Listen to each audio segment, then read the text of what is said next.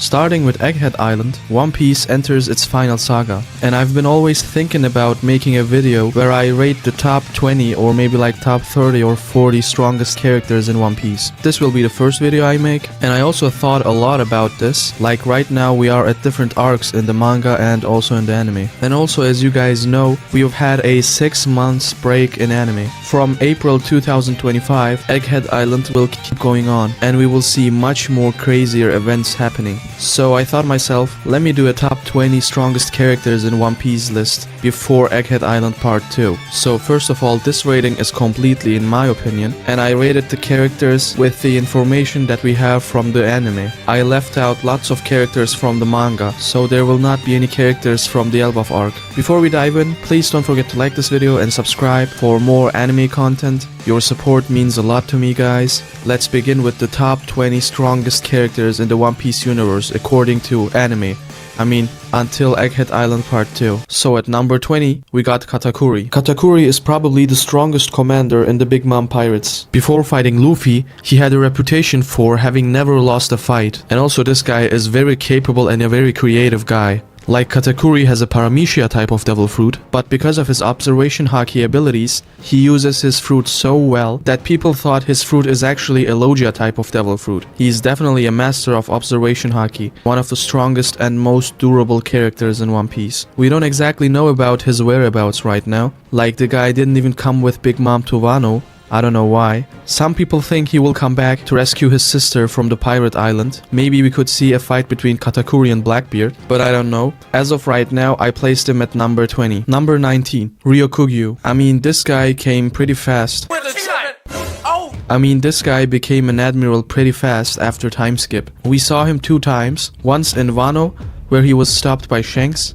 and we also saw him fight Edward Weevil and stop him from going rampage. I placed him at number 19 because his devil fruit abilities are definitely very good. I know some people will say he's just a tree guy, but no, that's actually not true. He becomes a forest, you know what I'm saying? He is actually pretty dangerous. And not only that, we don't know much about his haki level right now, so maybe he might make a surprise and prove that he is stronger than the number 19. Because at the end of the day, he is an admiral, right? Like he must be at least Kuzan or Kizaru level. For now, I place him at number 19. Number 18, Fujitora. I think Fujitora is definitely stronger than Ryokugyu.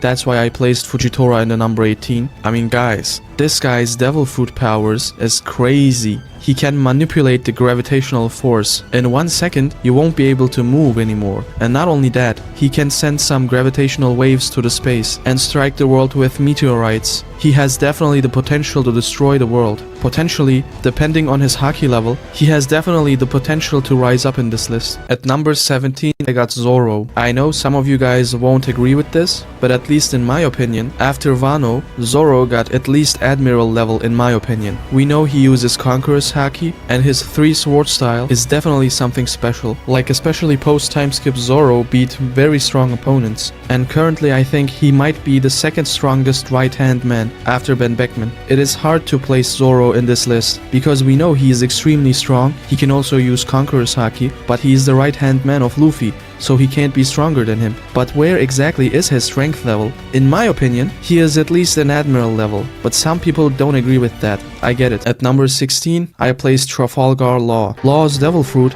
is definitely one of the strongest and most valuable devil fruits in the One Piece universe. He can do anything in his room, and as of right now, in his fight against Blackbeard, we saw Law awakening his devil fruit. I mean, Blackbeard was really saved by his crew members in that fight. If Law had a decent crew and strong crew members, he might even beat Blackbeard. If he had Conqueror's haki, I would definitely rank him a little bit higher than that, but as of right now, I think he earned his place. Number 15, Rayleigh. Placing Rayleigh is really hard, because we know he was the right-hand man of Roger, and back in his prime, he was nearly as strong as Gold Roger. Like, this is crazy. Right now, he got old, but still, how far is he from his prime? We don't exactly know.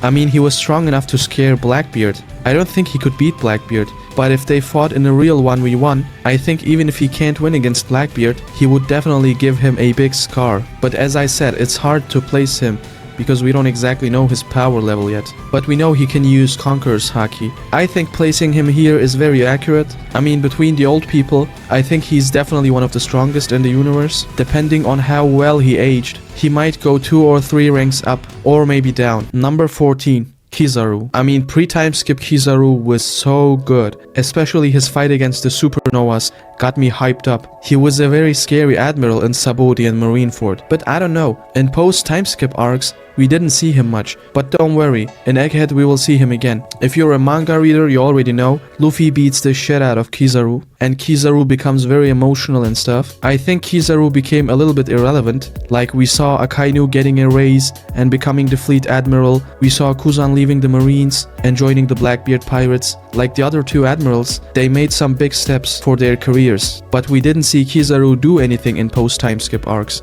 except in Egghead right now. And in Egghead we saw he can't 1v1 Luffy anymore. So I think Oda pretty much hates this guy, but that's not a problem.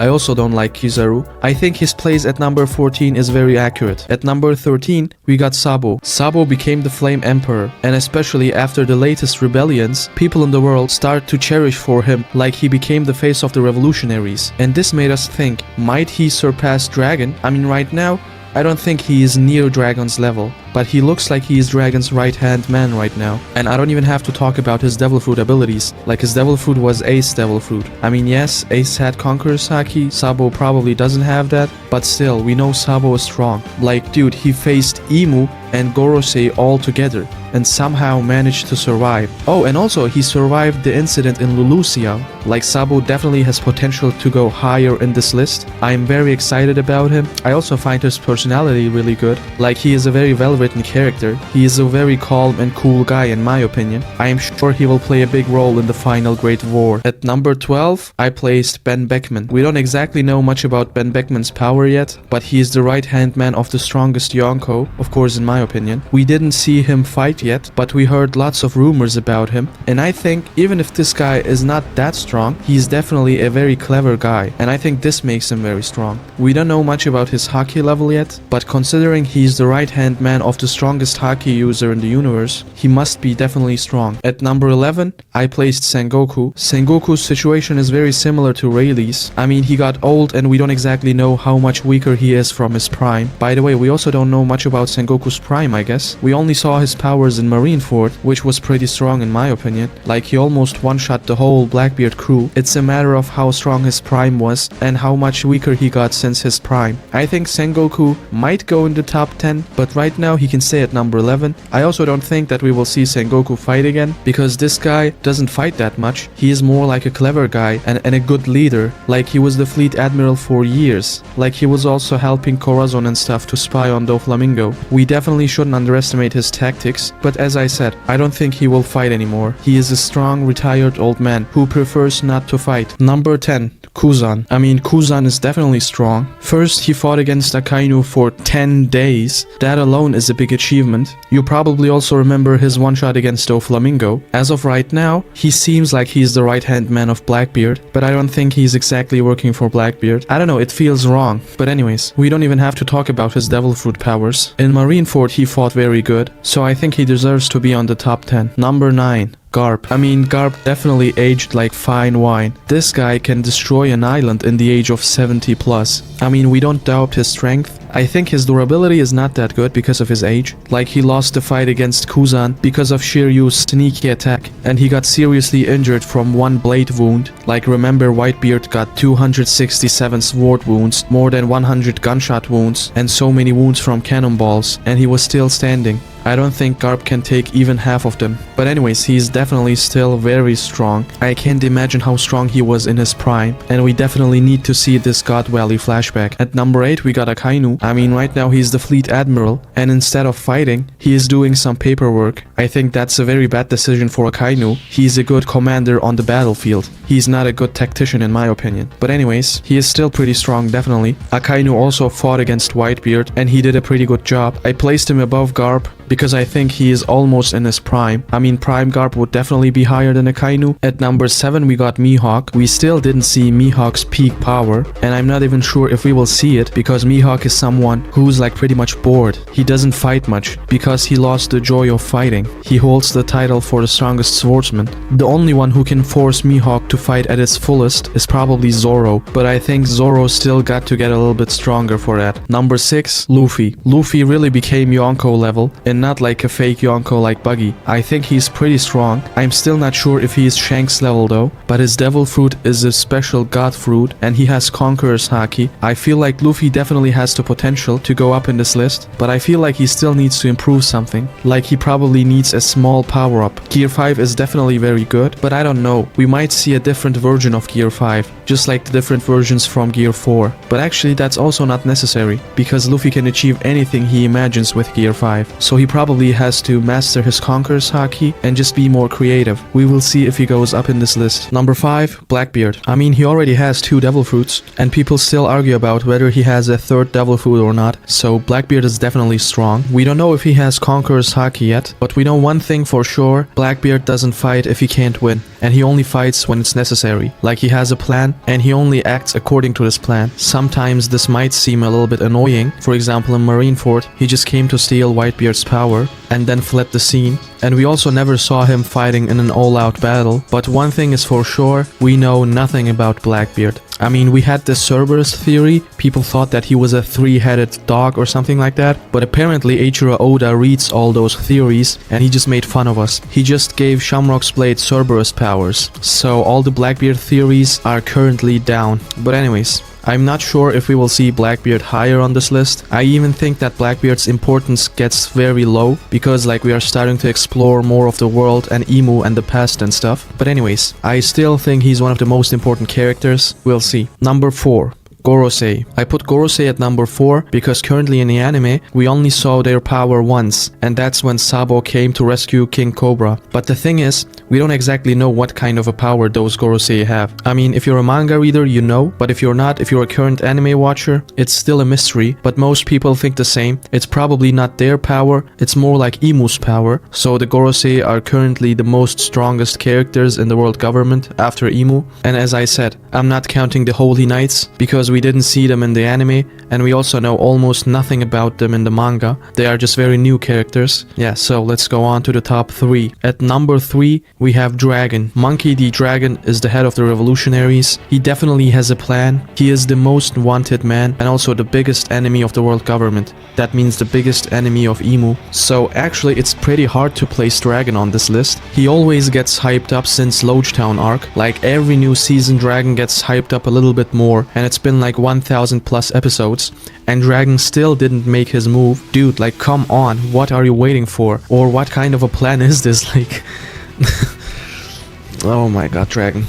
Anyways, as I said, in terms of raw power, we have no idea, but in terms of impact to the world, he will definitely play a very important role in the final saga. Just because of this hyping up, I think he deserves to be in the top 3. I hope he won't be a disappointment when we learn his powers, so I can't make any other comments about Dragon. We'll have to watch and see. Number 2. Shanks. I mean, this is pretty obvious. Shanks is in my opinion the strongest Haki user and also the strongest Yonko. His Haki is so strong, like he can defeat an admiral from miles away. I mean, his Haki level is easily the number 1. His Conqueror's Haki, his Observation Haki is without a doubt the best. Characters like Katakuri master their observation hakis and they can see like 3 seconds in the future, but Shanks can see almost like a minute in the future. We saw that in his fight against Kid. Like that's on another level. Shanks was always hyped up, but after we saw his powers, like this guy is like, dude, like he's made out of Haki, I guess. I don't know. He looks like Haki's embodied version, dude. Like, and I gotta admit at this point, I'm a huge Shanks fan, and Shanks really is like the spoiled kid of Eiichiro Oda. I mean, it's very obvious that Oda loves him too much like me, and he gives him so many power-ups, but I think he deserves it. Definitely W Shanks. He's definitely not someone to underestimate. He also defeated Kid in one shot, and Kid is actually not that weak. Him, Luffy, Zoro and Law are the strongest supernovas, and he still got one shot by Shanks. Other than that, we also know Shanks also has a plan, like he inherited something from Gold Roger. I'm really curious about what those last words of Gold Roger to Shanks was. He is also the one who gave Luffy his devil food. I mean, he actually didn't give it to him. But anyways, so he probably knew Luffy's potential from the beginning. And this guy was always chill and drinking. But as of right now, he suddenly got serious and started taking actions. So I think his plan started to work. I'm sure we will finally see much more Shanks scenes in this final saga. At least I hope so. And now we come to the number 1, the current strongest character in the One Piece universe. And it's none other than Imu. Imu is alive since hundreds or maybe even thousands of years. We know he fought against Joy Boy and he beat him. I mean, he must have beaten him because he built the world government and he built the world system as he pleases. I mean, Sabo is the only one who literally saw his power. We still don't know what he saw, but this guy also destroyed a whole island. Most people say that the Leluzia Island incident was made by an ancient weapon, not Imu's raw power. That might be true, but I'm sure Imu also has to be at least as powerful as an ancient weapon. Or maybe not, I don't know. Imu is also the final boss against Luffy. Especially in the newest manga chapters, we learned a lot about the world's history, and Imu was always present there. So Imu's like the final boss the previous Joy Boys tried to beat and stuff. And now it's Luffy's turn, and we are almost sure that Imu is the one who gave Gorosei their powers. Like, imagine a character who gives 5 other characters some of his powers, and he makes them one of the top 5 strongest characters in the whole universe. Dude, that's also on another level. And all of those 5 Gorosei are probably more stronger than the admirals. Like, that's crazy. By the way, we also know that those Goroseis can use Conqueror's Haki. Can Imu give them Conqueror's Haki powers? I don't think so. But also I wouldn't be shocked if this happens. Me personally, I don't think Imu can be beaten by one person. Even Joy Boy couldn't beat him on one-on-one, and he had to assemble an army out of different kingdoms. So I think in the final Great War, we will probably see pirates and the revolutionaries team up against Imu. It might be just like in Jujutsu Kaisen, like everyone had to come together in order to beat the main villain. And the characters also won't even be enough.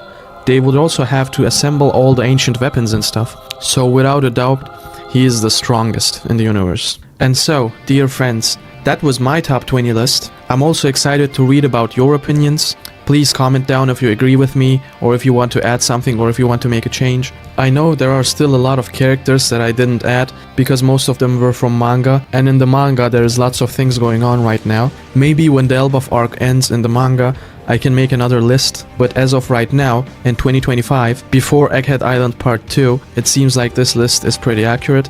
There are also some other characters who might be at number 20 instead of Katakuri. I could probably take Yamato, or Kid, or maybe even Shirahoshi, because you know she's Poseidon, she's an ancient weapon, we know that. But of course I'm biased in this list. Anyways, I want to thank you guys for watching this video. I would very appreciate it when you would like this video. If you subscribe my channel, this is a huge support. Subscribers count is very important in this platform, so I would appreciate it if you would support me. And guys, just take care and see you in the next video.